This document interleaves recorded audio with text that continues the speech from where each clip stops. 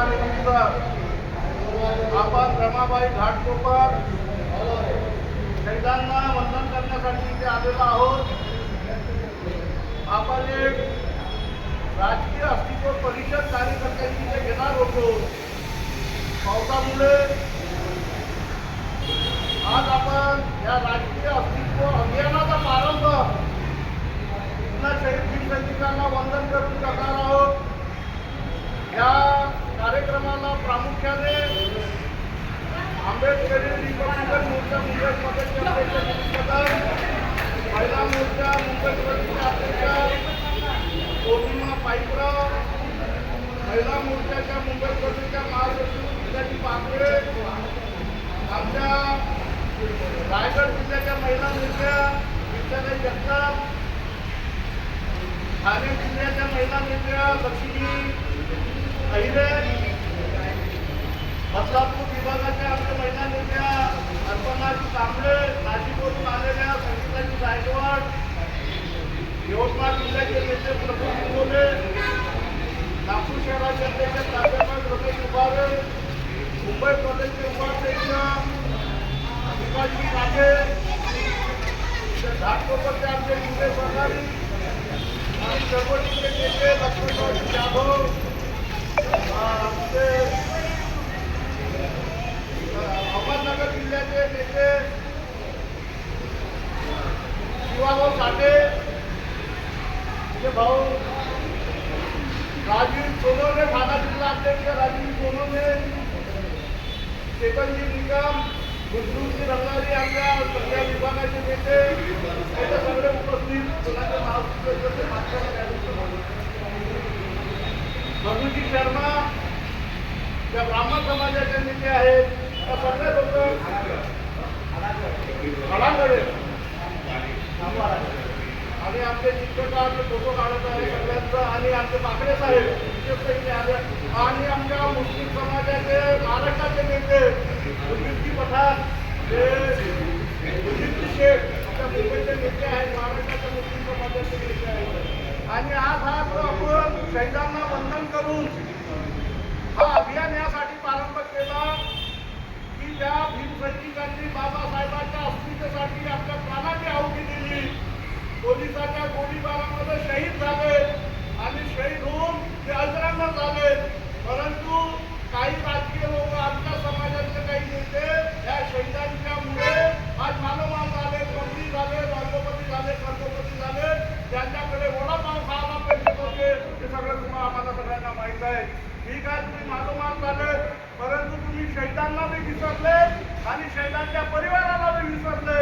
आणि शहीदांच्या परिवार जो नेता आणि जो समाज शहीदांच्या परिवाराला विसरतो, तो समाज आणि तो नेता कुठली तरक्की करू शकत नाही. आणि ह्या शहीदांनी बाबासाहेबांच्या अस्मितेसाठी आपल्या छातीवर घोडे खेळल्या आणि शहीद शहादत दिली. यांना आम्ही हा जन्मही आम्ही त्यांना श्रद्धांजली अर्पण करून त्यांचे उत्तर आम्ही फेडू शकत नाही.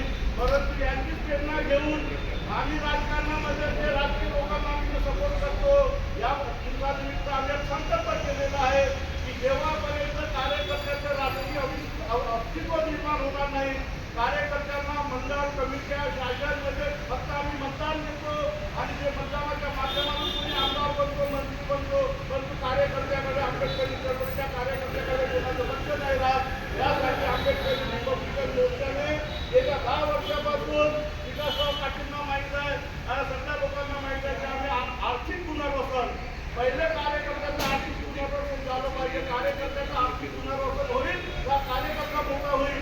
आता नेत्याचं पुनर्वसन बंद करा, कार्यकर्ता मोठा झाला पाहिजे, कार्यकर्ता आर्थिकतेने मजबूत झाला पाहिजे.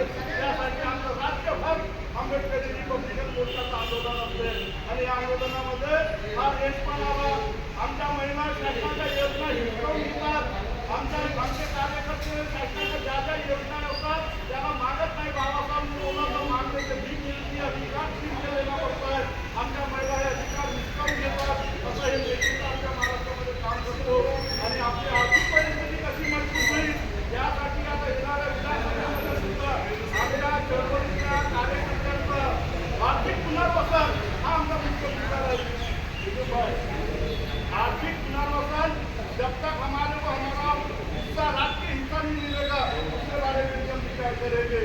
नारंगीच्या कार्यकर्ता जीवनभर अपना घर बर्बाद करके समाज की सेवा करता है, पूर्वगामी विचारों के लोगों को चुन के लाता है, जिन्हें तो हम लोग बीजेपी बना करते और जिनको चुन के लाते उनसे भी हमारा आपका वाटा आम्हाला हिसकून द्यायचा आहे। यासाठी आंबेडकरी रिपब्लिकन मोर्चाने महिला पुरुष युवक यांचा राजकीय वाटा हिसकून घेण्यासाठी आम्ही आज शहीदांना श्रद्धांजली अर्पण करून या संकल्प करत आहोत आणि या अभियान संपूर्ण राज्यामध्ये आम्ही राबवणार आहोत। विशेष बोलतो आणि आपले दोन शब्द समाप्त करतो। आपण सगळ्यांनी शहीद भीम सैनिकांना 2 मिनिट स्तब्ध राहून आपण त्यांना वंदन करू।